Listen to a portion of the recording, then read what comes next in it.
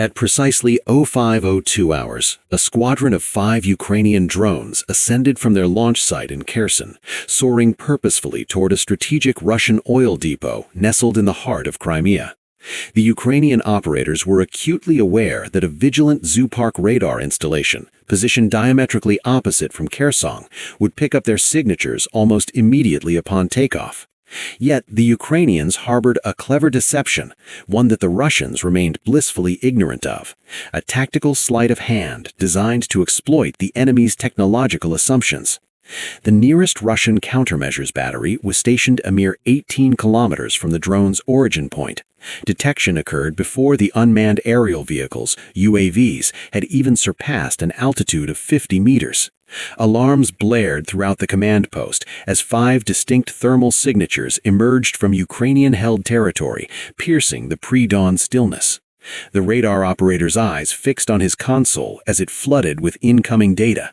Initial velocity clocking in at 180 meters per second, a steep 45-degree climb angle, and acceleration patterns that screamed rocket propulsion.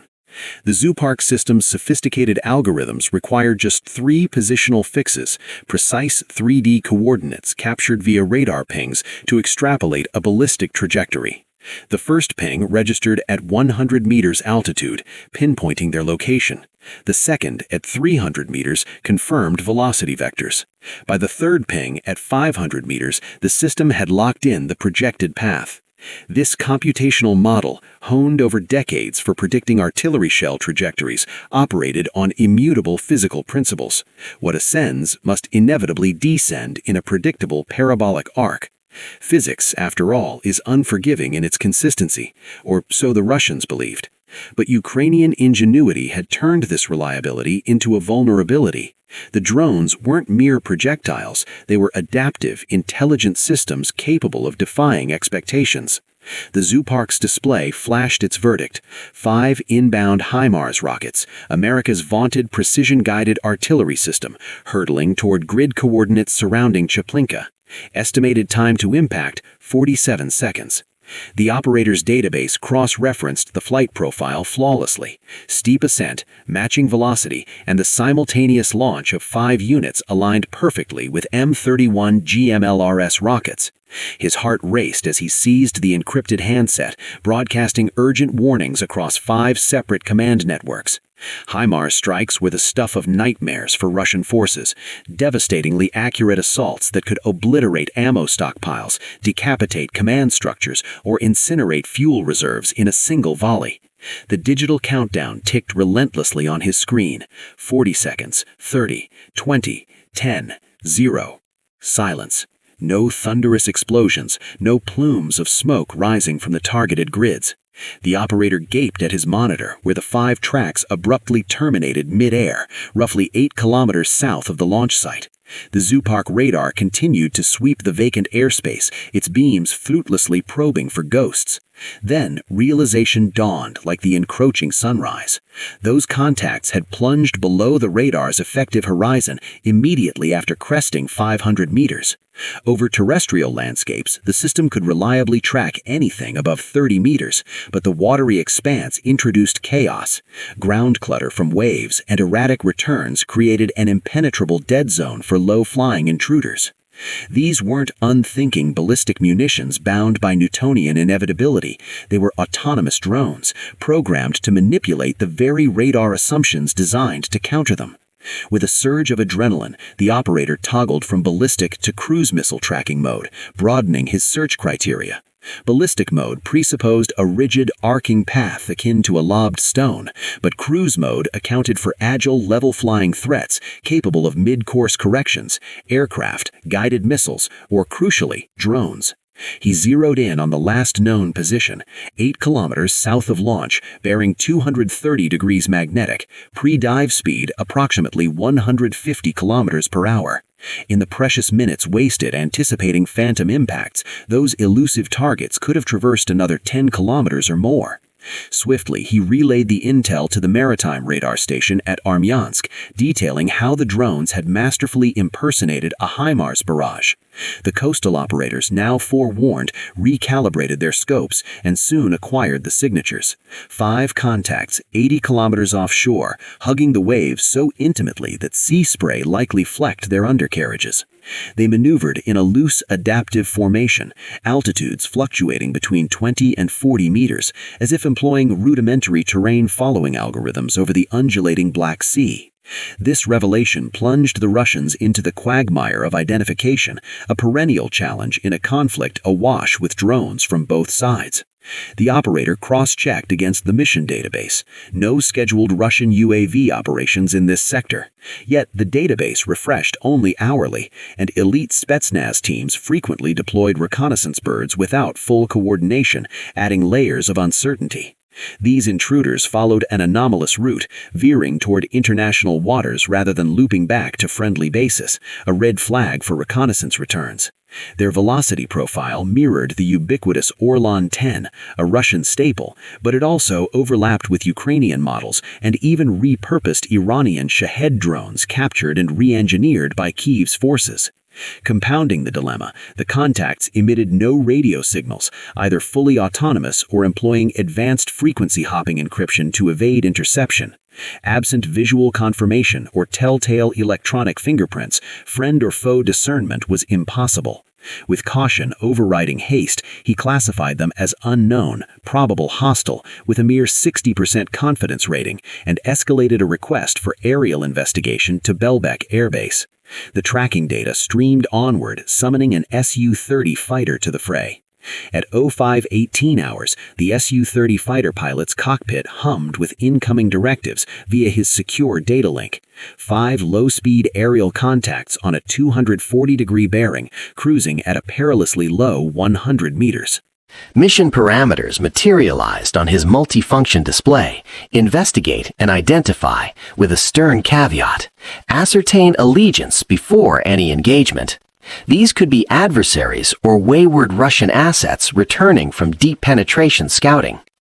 He advanced the throttles, the twin engines roaring as he executed a crisp bank westward, chasing the faint glow where the sea horizon bled into the awakening sky.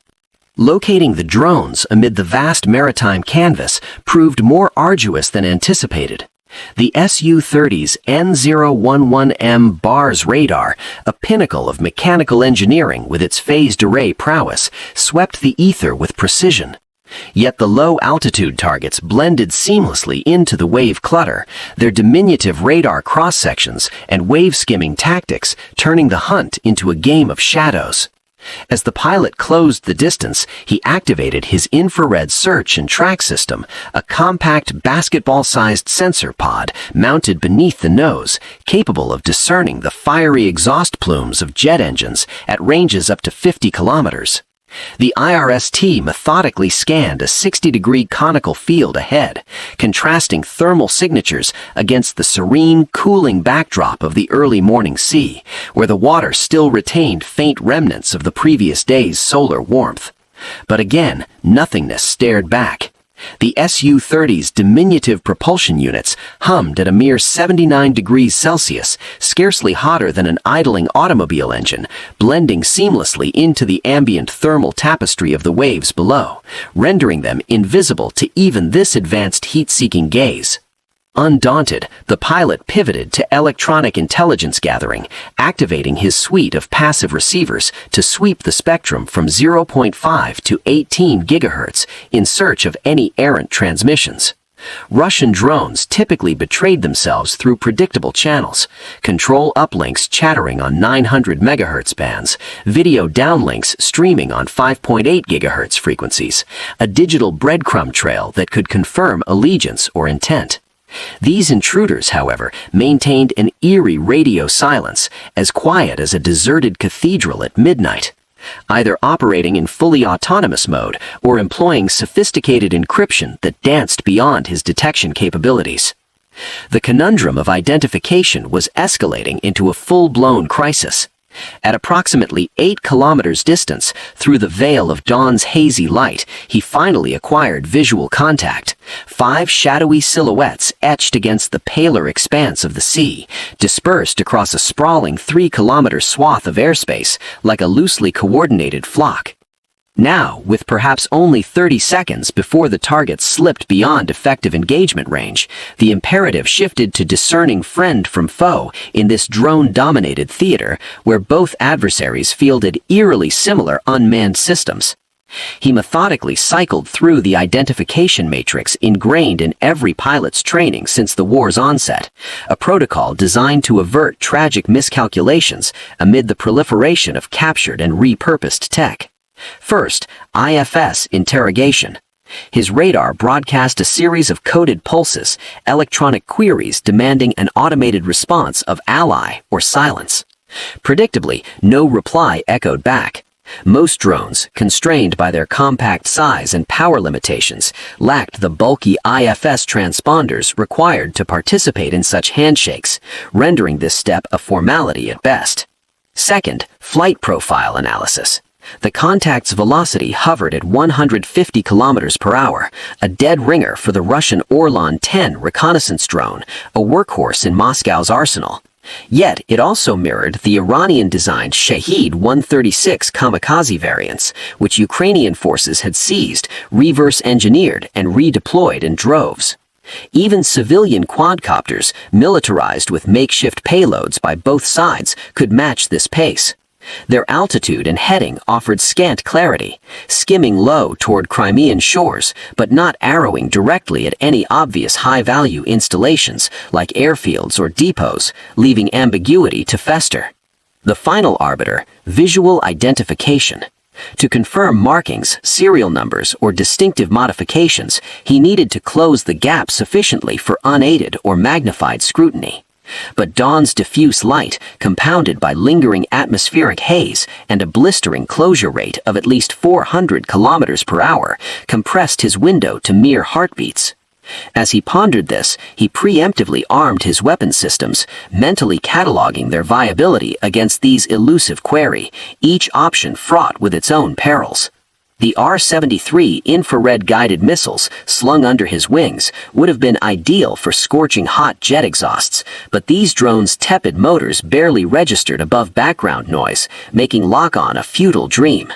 The R-77 active radar-guided variants could theoretically pursue any radar-reflective target, yet their seekers were tuned for foes the size of aircraft, not these pizza box-proportioned interlopers that scattered echoes like chaff. That left the GSH-30-1 autocannon, a ferocious 30mm Gatling capable of unleashing 1,800 rounds per minute in devastating bursts, but effective only within a kilometer's range, demanding perilous proximity.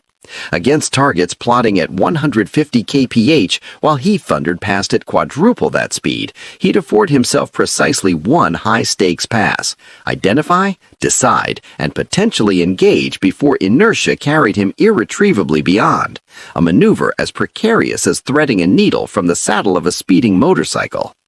Then, piercing the tension, his secure radio hissed to life with an encrypted inquiry from ground control. Status on contact identification? He keyed his mic with a terse negative, soliciting urgent guidance amid the mounting uncertainty. The ensuing 15 seconds stretched into an eternity as controllers cross-referenced the mission database anew, frantically phoning Allied units to rule out unscheduled friendly operations in the sector. Spetsnaz reconnaissance flights, experimental tests, or ad hoc patrols that might have slipped through bureaucratic cracks. Meanwhile, the pilot observed the quintet of contacts pressing southeastward, now edging perilously closer to the Crimean coastline. Each tick of the clock amplified the stakes. Delay risked allowing hostile intruders to penetrate defenses and strike vital assets, while haste courted the catastrophe of fratricide against one's own reconnaissance birds. At last, the directive crackled through. Close for positive visual identification. Weapons hold unless hostile intent is unequivocally confirmed. Complying, he nosed the Su-30 downward to a scant 200 meters altitude, aligning astern of the rearmost drone in a predatory stalk. At this perilously low level, his AL-31FP engines guzzled fuel at an alarming 100 kilograms per minute, leaving him perhaps 5 minutes before reaching bingo status, the point of no return for a safe recovery at Belbek. The velocity mismatch exacerbated everything. His fighter's minimum sustainable airspeed clocked at 400 kph, dwarfing the drone's leisurely cruise, granting him a razor-thin 3-second interval from visual acquisition range to inevitable overshoot. As he bore down to within 500 meters, muscles tensed for the critical identification pass, scanning for Ukrainian insignias, payload bulges, or any damning anomalies. His cockpit suddenly exploded in auditory chaos. The radar warning receiver blared a symphony of alarms, piercing tones signaling that hostile emitters had locked onto him, transforming the hunter into the hunted in an instant. The morning's deceptive calm shattered, thrusting the engagement into uncharted peril as countermeasures flared in his mind's eye. An S-400 surface-to-air missile battery, strategically positioned near the coastal enclave of Yevpatoria, had just painted him with its unyielding radar lock, a chilling electronic embrace that set every warning system in the Su-30's cockpit ablaze. In the whirlwind of pursuing these enigmatic drones, the pilot had overlooked a pivotal operational safeguard. His identification friend or foe IFF transponder remained in standby mode, deliberately muted to evade tipping off the low-flying intruders to his presence. To the vigilant eyes of the S-400's radar operators, however, this rendered him indistinguishable from an adversary, a shadowy, unidentified fighter jet seemingly shepherding a hostile drone swarm straight into Russian airspace.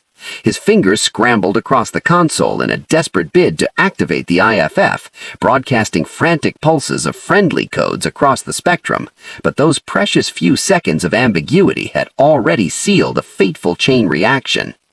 As he wrestled with the switch, the 5 FPV-2 drones pressed onward unabated towards their clandestine objective, exploiting his sudden vulnerability as an inadvertent shield, drawing defensive fire away from their wave-skimming path.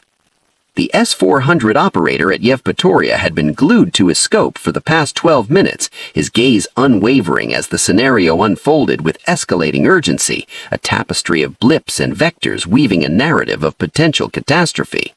His 91 N6E Big Bird acquisition radar, a colossal sentinel of the skies, cast an omnipotent gaze extending up to 600 kilometers in radius, cataloging every airborne entity with meticulous precision, from lumbering transport planes and agile fighters to whirring helicopters and even flocks of migratory birds that occasionally cluttered the display during seasonal passages. This behemoth of a system juggled up to 300 simultaneous tracks, refreshing each one's position, velocity, and trajectory every third of a second, painting a real-time mosaic of the aerial domain that left little room for ambiguity, or so it seemed.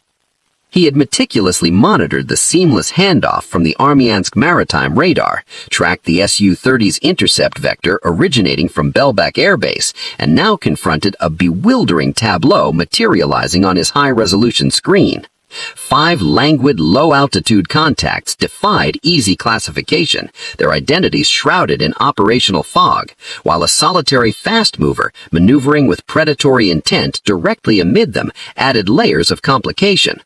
Critically, this high-speed intruder's IFF transponder was eerily silent, broadcasting no reassuring signals of allegiance. No Russian pilot worth their wings would dare execute combat maneuvers within an active air defense envelope without their IFF blaring continuously, a digital badge of loyalty that separated kin from foe in the split-second decisions of modern warfare. The geometry of the encounter mirrored insidious Ukrainian tactics observed over the preceding year, sacrificial drones deployed as bait to lure interceptors into the fray, only for a stealthy fighter escort to materialize and safeguard the swarm against Russian countermeasures. The operator at Yevpatoria had been glued to his scope for the past 12 minutes, his hand trembling slightly as it lingered over the firing authorization key, his mind racing through doctrinal imperatives. S-400 protocols were unequivocal and unforgiving. Unidentified aircraft penetrating the engagement zone amid ongoing hostilities were to be treated as weapons-free targets, eligible for immediate neutralization to preserve the integrity of defended assets. Yet a nagging intuition gnawed at him. This didn't quite add up. The fast mover's flight characteristics, its blistering speed, tight turn radii, and precise altitude adjustments aligned impeccably with a Russian Su-30 flanker, not the aging MiG-29s or Su-27s that formed the backbone of Ukraine's beleaguered air force. In a last-ditch effort to dispel the doubt, he fired off another urgent query to Belbek Control, his fingers dancing tensely across the keyboard as sweat beaded on his brow. The response trickled back after an agonizing 10 seconds that stretched like hours in the high-stakes pressure cooker of the command bunker. Confirmation that a single Su-30 was indeed dispatched for investigation, and per standard operating procedures, it should be emitting IFF signals without interruption. Should be, the operator muttered under his breath, but reality diverged starkly. It wasn't. In the brutal calculus of wartime probability, he defaulted to empirical evidence over assumptions. If it quacked like an enemy and flew like an enemy without the friendly squawk, it warranted elimination. Logic in combat was a double-edged sword, often life-saving, occasionally leading to irrevocable tragedy. With a resolute twist, he engaged the firing key, illuminating the launch authority indicator in ominous green. In a thunderous symphony of flame and fury, two 48 N6DM missiles burst forth from their vertical launch canisters, accelerating from standstill to a blistering Mach 6 in under 20 seconds, their exhaust plumes carving fiery trails against the dawn sky. The first missile was programmed for a cluster kill profile, homing in on the centroid of the drone formation to unleash its fragmentation warhead in a lethal radius designed to shred multiple targets with a single detonation, efficient, economical, and devastating. The second missile locked on to the enigmatic fast mover, the purported fighter that teetered on the precipice of friend or foe, its silence damning in the absence of affirmative signals. Almost immediately, the missile tasked with the drone intercept encountered unforeseen tribulations. The S-400 triumvirate, acquisition, tracking, and engagement radars, had been engineered in an era when cruise missiles screamed across the horizon at no less than 800 kilometers per hour, their hypersonic airs demanding algorithms fine-tuned for velocity and predictability. Decades of rigorous testing against such high-speed adversaries had honed the system's guidance to perfection for that domain. But these FPV-2 drones ambled along at a pedestrian 150 kilometers per hour, well below the missile's minimum effective tracking threshold, confounding the interception computations. The guidance computer looped in futile recalibrations, struggling to project convergence points where a hypersonic projectile could rendezvous with subsonic prey, like peering through a sniper scope at a target mere inches away, where focal lengths and parallax rendered the math nonsensical and the aim unreliable. Conversely, the second missile pursued the Su-30 with mechanical inexorability, its active radar seeker slicing through the air like a scalpel. In those frantic moments, the pilot had finally toggled his IFF to continuous broadcast, saturating the electromagnetic spectrum with cascading identification codes that screamed, "Friendly, hold fire!" But the 48 N6DM was a weapon forged without mercy or reconsideration. Devoid of abort protocols, self-destruct sequences, or mid-flight overrides, its trajectory was an irrevocable decree. Once liberated from the tube, destruction was inevitable. Something, somewhere, was destined to erupt in a cataclysmic bloom. The pilot, his survival instincts honed by countless sorties, unleashed every countermeasure in his formidable arsenal.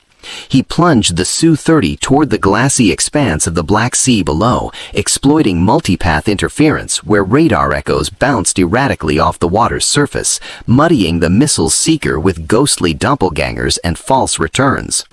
Simultaneously, he ejected chaff bundles in meticulously drilled patterns, 8 precisely timed bursts at 2-second intervals, birthing an expansive 200-meter-wide cloud of aluminum foil strips that scattered radar waves like a metallic blizzard. For good measure, he salvoed flares in rapid succession, their incandescent magnesium hearts blazing against the morning light, even though this particular threat was radar-guided rather than heat-seeking, a testament to the desperation of the moment, where every tool in the electronic warfare kit was thrown into the fray in hopes of confounding the inexorable pursuer. As the missile closed the gap, the cockpit became a maelstrom of alarms and evasive maneuvers, the pilot's fate hanging by the thread of ingenuity against an unyielding machine. Desperation clawed at the edges of his rigorously honed training, compelling the Su-30 pilot to broadcast frantic emergency codes across the universal guard frequency, a distress lifeline monitored by every Russian aircraft in the theater, a last-ditch plea for intervention in the face of impending doom. But the void swallowed his transmissions without echo. Nothing pierced the missile's relentless advance. Russian surface-to-air missiles, after all, were forged in the crucible of weekly exercises on sprawling test ranges, where they dissected and dismissed the very countermeasures now being deployed against them. The chaff dispersal patterns, meticulously sequenced flare ejections, and sophisticated electronic warfare jamming suites all had been catalogued, analyzed, and neutralized in simulations time and again. The missile's seeker head, an unyielding electronic predator, had evolved to pierce through such deceptions, ignoring the aluminum veils and thermal decoys with algorithmic indifference, homing in with surgical precision on its quarry.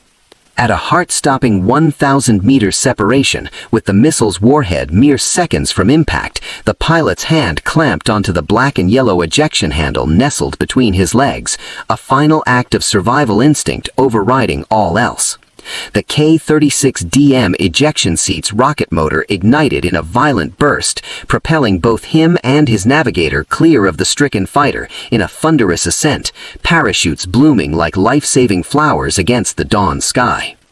2 agonizing seconds later, the missile's proximity fuse registered the now-abandoned airframe as its terminal objective and triggered detonation. In a cataclysmic instant, $35 million worth of cutting-edge aviation engineering, avionics, airframe, and armaments erupted into a fleeting orange inferno, a blazing comet tailing debris toward the unforgiving embrace of the Black Sea below, where waves would claim the wreckage as their own. Meanwhile, the companion missile assigned to the drone swarm faltered in its pursuit, its radar guidance system repeatedly misclassifying the low-flying contacts as innocuous biological entities, perhaps seabirds or atmospheric anomalies, amid the clutter of the maritime environment. Deprived of a viable lock, it harmlessly self-detonated in mid-air, its warhead blooming into a futile fireworks display high above the waves, scattering shrapnel harmlessly into the void. In the aftermath, the Russian radio networks descended into pandemonium, a cacophony of overlapping transmissions that shattered the operational calm. Command hierarchies unraveled as voices clashed. The S-400 battery commander bellowed demands for explanations regarding the fighter's silenced IFS transponder. Belbek Tower orchestrated urgent search and rescue operations, with helicopters scrambling into the fray. And the Yevpatoria station's operators grappled with the horrifying possibility that they had just obliterated one of their own assets in a tragic case of blue-on-blue fratricide. In this self-inflicted chaos, no eyes remained fixed on the true peril, the 5 FPV-2 drones now veering eastward toward the Giberdyez oil depot, a mere 35 kilometers from their endgame.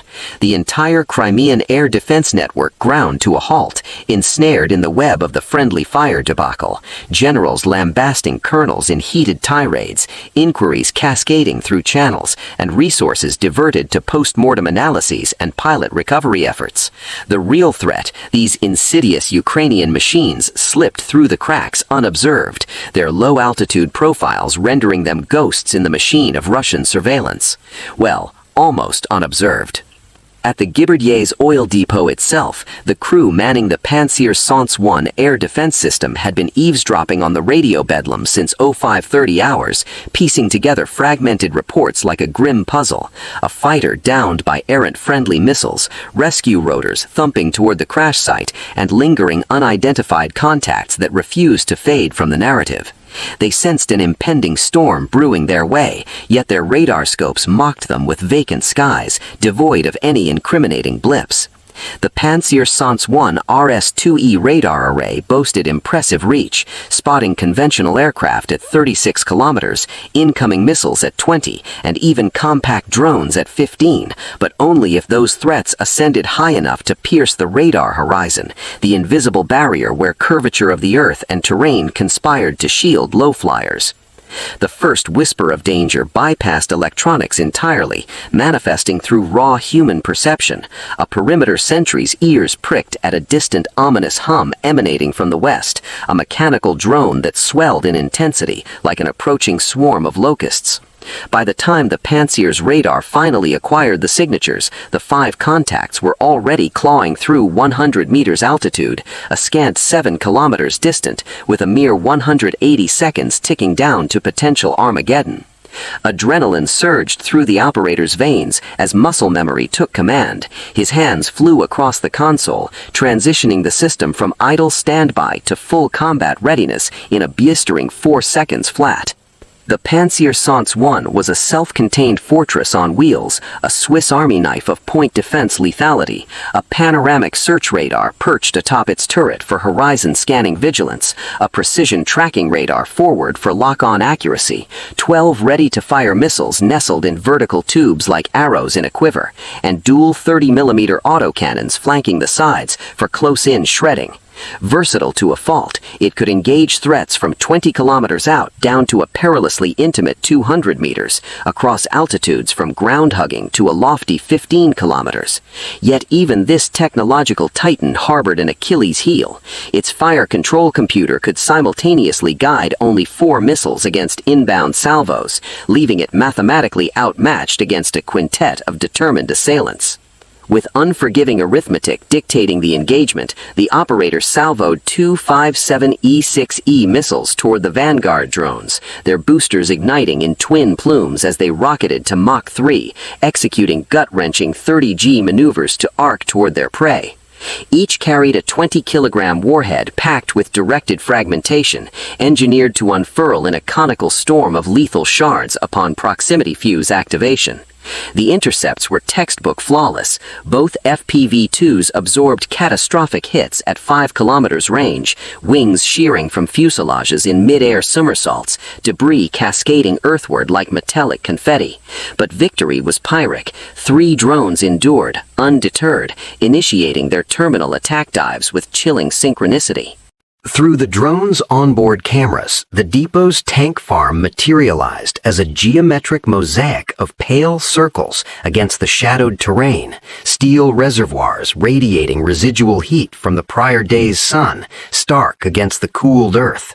Autonomous algorithms, preloaded with mission intelligence, selected optimal strike points. Tank number 3, positioned upwind to maximize fire propagation via prevailing breezes. Tank number 11, reputedly brimming with highly volatile aviation kerosene rather than staid diesel. And tank number 18, anchoring the northern flank for comprehensive disruption. At 2 kilometers out, the trio plunged in earnest, engines throttling up for the final sprint. In response, the Pantsir's autocannons roared to life, the twin 2A-38M guns unleashing a combined fusillade of 5,000 rounds per minute, a withering hail of tungsten cord penetrators, each capable of boring through 20 millimeters of armor plating like hot knives through butter. The gunner, peering through his optical sight, witnessed sparks dancing across one drone's composite skin as impacts registered, flaying away chunks of material in a festive spray.